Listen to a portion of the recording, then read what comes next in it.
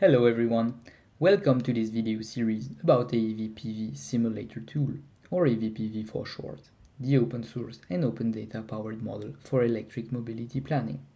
My name is Jérémy Dumoulin. I'm a postdoc researcher at EPFL in the PV Lab laboratory, and I'm the main developer of the EVPV model.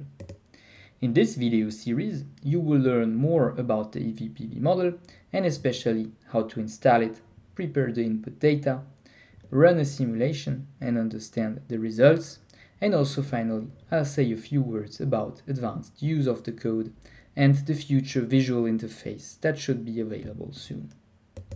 Before I start, please note that EVPV is an evolving code. In this video, I am using version 1.0. If you are using a more recent version, there may be some small differences. So if something doesn't work as expected, the first thing to do is to go to the latest version of the documentation. This is available on Read the Docs and should be up to date. So, what is EVPV? EVPV is an open source tool that supports electric mobility planning studies in a given region of your choice, with a focus on private passenger mobility. That is, vehicles owned by households, such as cars or motorbikes. The tool has been developed as part of the OpenMod for Africa project, building partly also on previous European project, OpenGIS for energy transition, for which we at EPFL had developed also electric mobility models. The tool is mainly intended for energy modelers, urban planners, and policymakers to help them in their strategic decisions. It helps answer some key questions, such as what are the charging needs for electric vehicles in a given region? How are these needs distributed across space and time? What is the number of required charging stations at different potential charging locations? So typically home, workplaces, or public points of interest. And also importantly, to what extent can distributed renewable energy sources, especially photovoltaics, meet these charging needs? So the overarching goal of this project was to create an integrated modeling framework.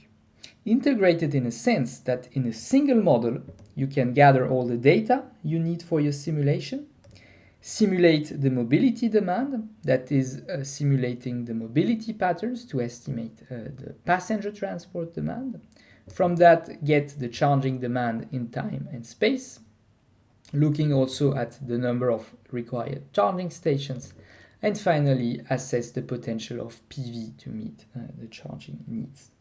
And what is important is that all this is based entirely on open data, which is truly what sets EVPV apart from existing models, which typically rely on detailed mobility data sets that are not available in many countries. So more specifically, the model follows three main modeling steps. First, simulating the mobility demand. Here the region of interest is first divided into smaller zones, so-called traffic zones. And then, using the available geospatial data for the region of interest and the number of EVs we want to simulate, EVs are allocated in space to the different households and the daily trips are simulated. As a result, we get all the vehicle flows between traffic zones as well as the daily distances they travel. Next, the charging demand is estimated. Here using as an input the characteristics of the EV fleet to simulate and some information about charging habits and charging infrastructure, such as the share of users charging at home, at work, or at public points of interest. Based on this, the model estimates the spatial and the temporal charging demand, using a stochastic modeling approach for the temporal demand to capture randomness in charging behavior. And finally, the model evaluates the complementarity of EVs and PV by simulating local PV production and calculating some key indicators like the self-sufficiency or the self-consumption potential for PV. So from a user perspective, the goal was to develop a tool with a quite simple workflow. Basically, all you have to do is first start by selecting the region of interest. Then you give the input parameters. Here, depending on what you want to do, you can either use parameters that describe the current situation, or you can make some prospective scenarios. Then you run the model, and as a result, you get key outputs for electric mobility planning, such as a map of charging needs, the charging load curve, the required number of charging stations, and some key indicators on the potential complementarity between EVs and PV. So here's an example of results that can be obtained, here in the case for the city of Addis Abeba, where a case study is available in a paper that you can find online.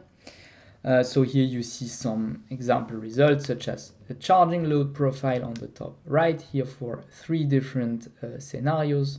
So if people charge at home only at work, or also partly at points of interest. The map of the daily charging needs on the bottom right, and on the left hand side some indicators about PV and EV complementarity, such as the monthly average self-sufficiency potential in the 3 scenarios. To get an overview of all the features and see additional examples, I also encourage you to check out the official documentation on Read the Docs. There you'll find everything we'll cover in this video and much more. Having a quick look at this documentation, you see that it includes an overview of the model, all you need to install and use the model, some examples, some details about the methodology, so what's going on under the hood, and also some more advanced information for developers or advanced users that are familiar with Python coding. The documentation also links to the GitHub repository of the model. Actually, it's a GitHub organization where you find different GitHub repositories. So the main Python code with the model, some example, and some tools that are mainly Python scripts for more advanced use of the model or data pre-processing. So everything here, of course, is open source and freely available on GitHub.